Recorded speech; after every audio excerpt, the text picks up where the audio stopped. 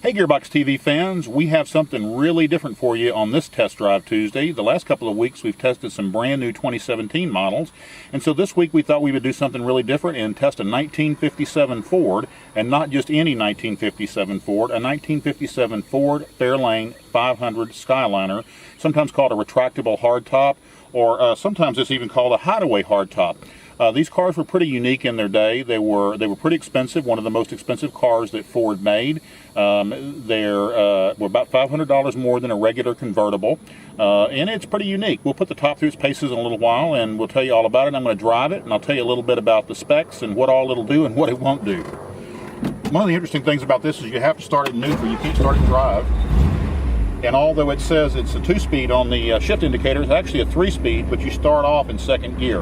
Low gear is only for like pulling out of a hole or something like that. So let's go for a drive. Now this one is pretty heavily optioned. This Fairlane has pretty much all the factory options on it, including factory air conditioning, the town and country radio, power windows, you know, just pretty, I think it has every option, including the Continental kit. These cars were pretty expensive when they were new. They were about $2,900. Of course, the question I'm sure that's being asked is, what is it worth today?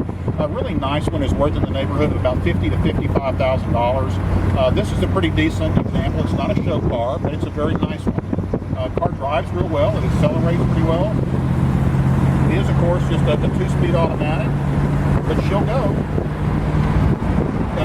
0 to 60 times or nothing to write home about. I think it'll run the quarter mile in about 17 seconds. A top speed of maybe 106, 107 miles an hour flat out. That's if you're brave enough to drive it on these tall, skinny, old belted tires. It has the reproduction B.F. Goodrich Silvertown cords on it, which are pretty cool. They're period correct, but they certainly don't handle very well. Brakes are nothing like you would expect in a new car. It stops fairly well, but you certainly want to anticipate your stops. It does have power steering, and I joke you don't steer this thing, you send word down to the engine room and say hard astern or hard whatever, but you don't really steer it. I mean, as much as you just kind of go along for the ride. It does have that boulevard ride like an old Cadillac or something. When you hit a bump or something like that, you just really don't even feel it. It's a lot of fun to drive on the highway, not so much around town. But again, I mean, for what it is and the age of it, it's a pretty great old car.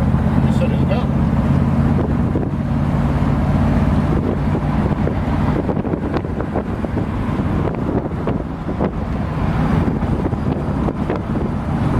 So these things are pretty interesting cars. One of the interesting things is everybody remembers the 57 Chevy and not so much the 57 Ford. The significance of that is the 57 Chevy has been called the consummate or the world's most popular used car. The 57 Ford outsold it new, but most people don't remember that. But these didn't seem to survive as well, although having driven both, I can tell you the 57 Ford drives and rides much better than the 57 Chevy.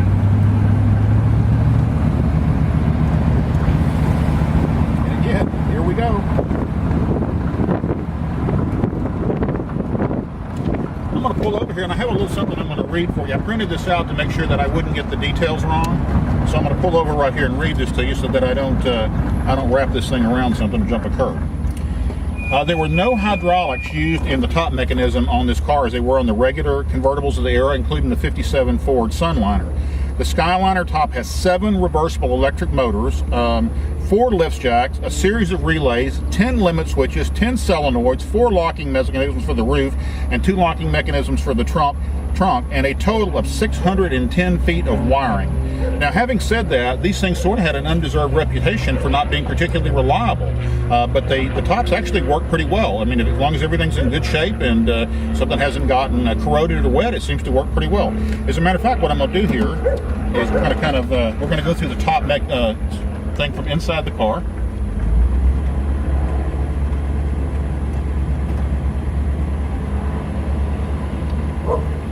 It's kind of a Rube Goldberg setup if you watch it.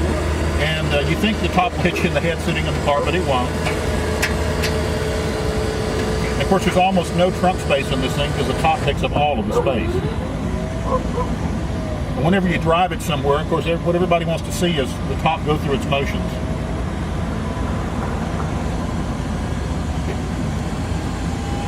And it comes on down. It has a screw mechanism, locks it into place. This is actually one of the first successful retractable hardtop. I mean, they're fairly common now. Lexus and some other manufacturers have made them, but at the time, this was quite the novelty. See, there it goes. It all goes down.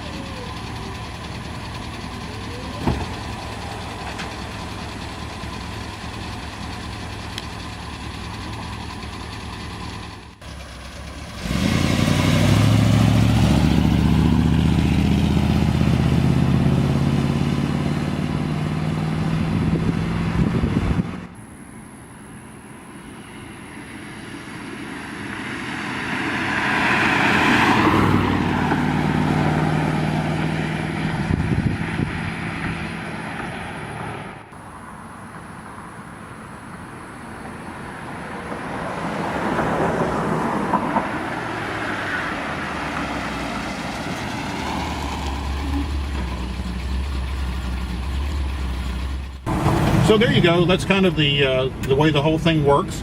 I hope you've enjoyed our little drive here today. We have something else different planned for you next week. Be sure to like and follow us on Facebook, and don't forget our hashtags. For me, Greg Riley, it is Car Lovin', and for my partner in crime, Reagan Wyka, it's Gear Mama. And you can find all of our posts under hashtag GBTV. We appreciate you guys tuning in today, and we hope to see you again next Tuesday at 10 a.m.